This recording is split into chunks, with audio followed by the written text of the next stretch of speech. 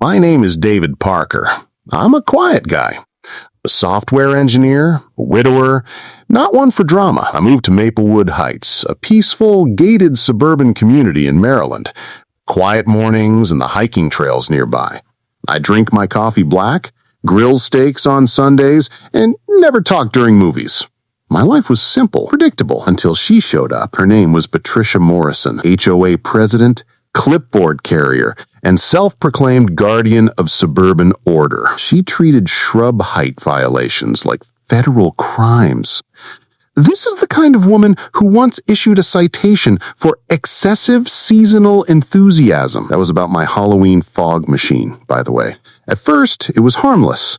Passive-aggressive notes about my mailbox being post-2010 non-compliant. Then came time-stamped photos of my garbage bins being 1.3 inches past the curb. Next were random walk-by inspections of my driveway. She even started following my 13-year-old son Tyler home from school once to verify residency. That night, I installed cameras and told her to stay off my property. She responded with a formal HOA notice, accusing me of unlicensed landscaping. The tension built over months. I'd watch her every morning, patrolling the sidewalks with a tape measure in one hand and her laminated rule book in the other. Some neighbors started calling her the sidewalk sheriff, behind her back, of course. She had a way of appearing out of nowhere, like a suburban ninja with a clipboard instead of throwing stars. She'd set up a laminated violation card system.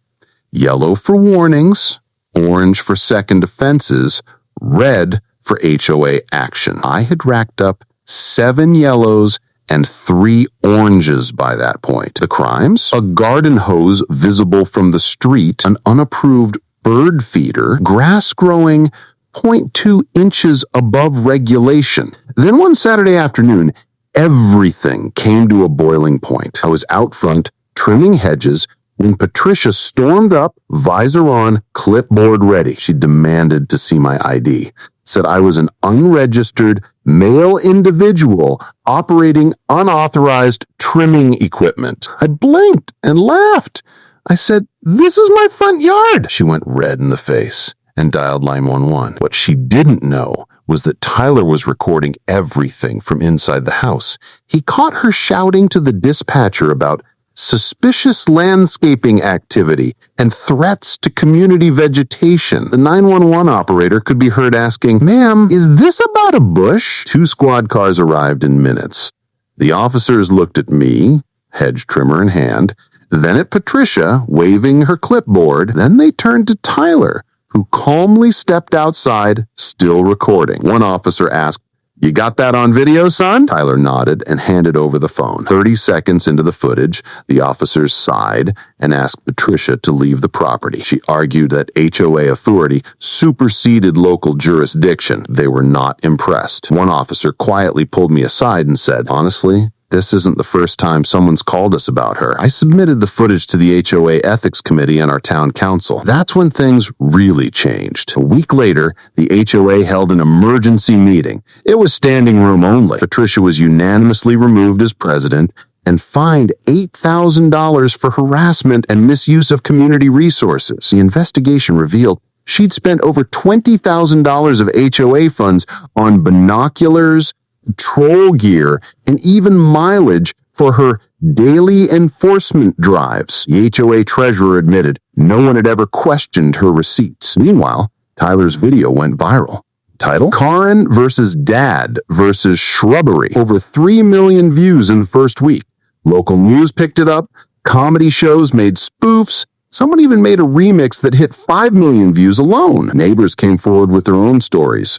The Johnsons said Patricia once called the fire department because their fire pit smoke was drifting in an unapproved direction. The Nugents shared 17 citations for their kids' chalk art. Elderly Mrs. Henderson cried while telling me Patricia once threatened her with fines for planting non-approved plants in her late husband's memorial garden. And then came the legal consequences. Patricia was charged with misuse of emergency services and fined $5,000 with 6 months probation. That wasn't all. Investigators found boxes of surveillance files in her garage, handwritten notes, photos of residents, even unauthorized background checks.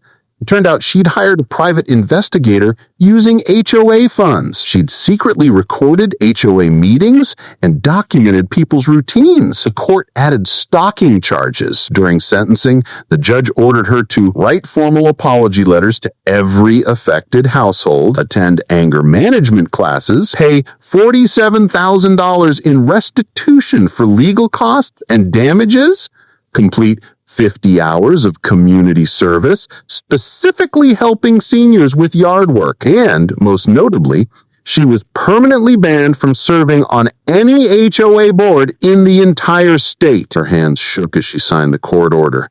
Her voice trembled as she whispered, "Yes, Your Honor." She lost her job at a local real estate firm the next day. They said her behavior violated the core values of the organization. Patricia vanished for a while. When she returned, she looked different. Shorter hair, no visor, no clipboard. A sign appeared in her yard. Private citizen. Do not engage. She doesn't make eye contact anymore. The last time I saw her was speed walking past my yard, eyes straight ahead, carefully avoiding my neatly trimmed hedge. As for me, I still drink my coffee black. Still grill on Sundays, but now I smile just a little wider when I see my hedge. It reminds me that sometimes the quiet ones fight back and win.